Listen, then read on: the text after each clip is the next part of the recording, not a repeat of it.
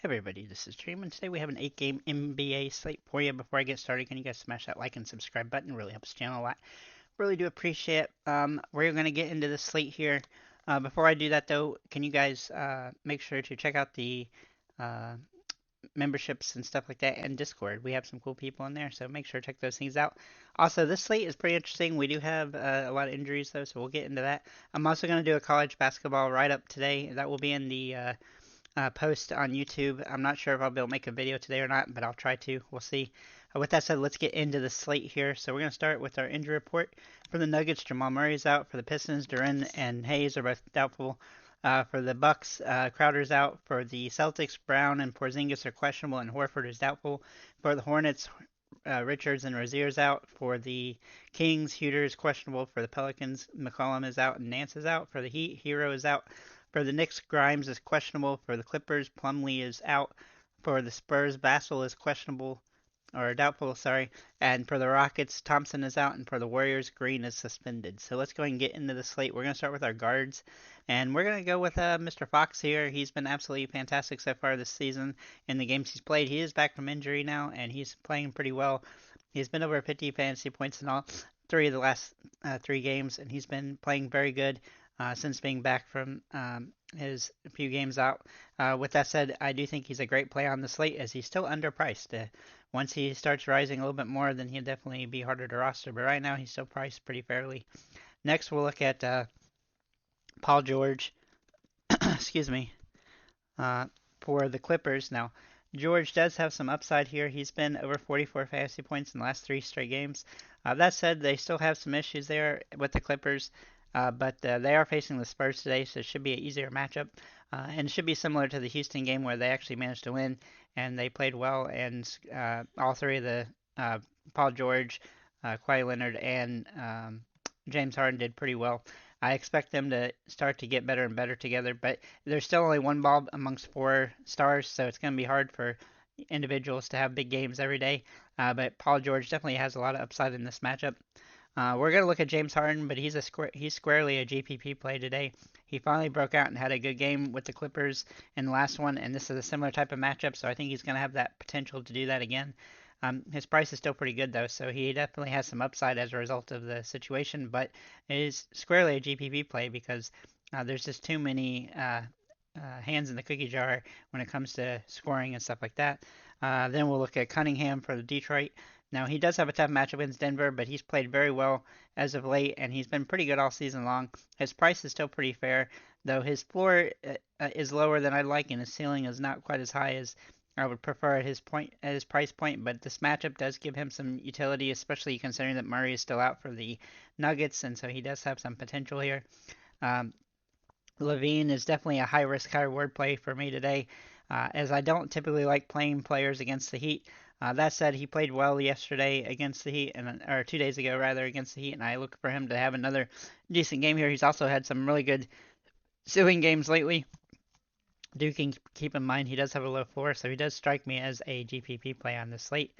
Then we're going to look at Fred VanVleet for Houston. Now, he's played very well this season.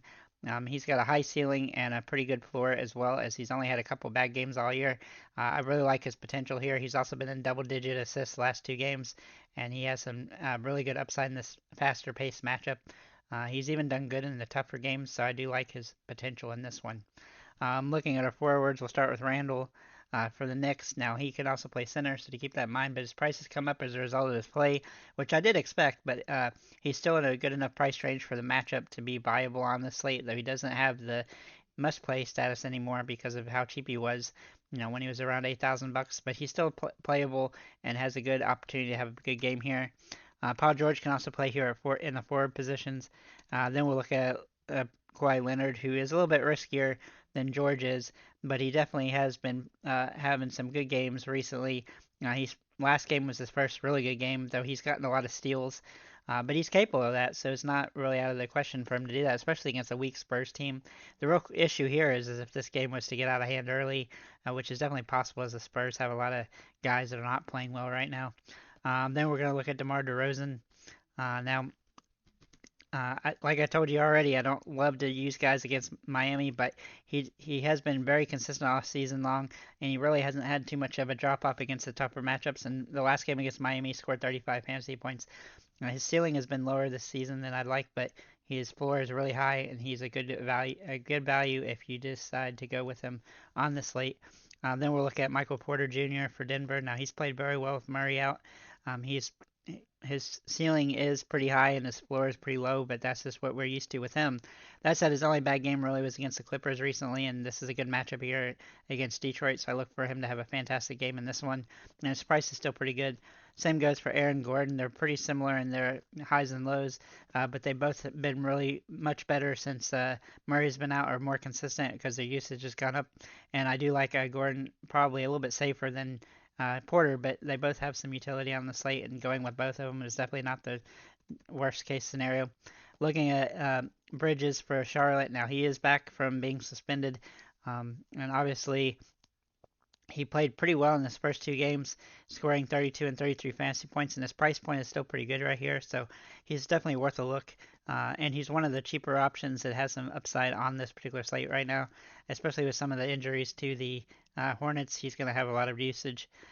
Looking at our centers, we're going to look at Sabonis for the Kings. He's been absolutely dominating since Fox has been back. He's been good all season, but he did slouch a little bit, go down a little bit at least in his potential with when Fox is out. But when he's playing, he's as good as anybody on this season, and he's a really good upside option today. He's been in double-figure rebounds in most games this year, and he's really been picking it up and scoring a lot of real points as well. So I really like him here a lot, and he's a great play, though he's going to be somewhat hard to roster because there's not a ton of value today.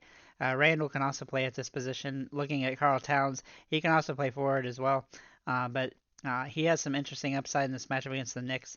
He's been pretty good recently, scoring a lot of points. The rebounds really need to pick up again, as he's had some good rebounding games, but he's a little bit inconsistent from that perspective. But his usage should be high in this game, as it is going to be a game with some runs, and there's going to be some injuries on the Knicks side potentially. So hopefully he can have a huge game here. And he's priced pretty fairly. Then we'll look at Sengun for Houston. Now, I really like him today. He's been pretty solid throughout the season. He's got a high floor and a pretty good ceiling, too.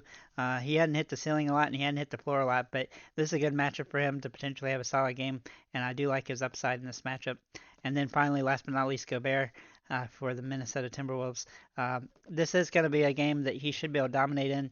He's typically a guy I don't love to use every game, but he has situational value, and this is definitely one. Not only that, but his price has come down a little bit more, so he's under $7,000, and so he definitely has some nice upside in this matchup, especially if he can get a double-double, which he's definitely capable of in this one. So with that said, guys, thank you for liking, commenting, subscribing. If you have any comments or questions, feel free to leave them below, and have a nice day, guys.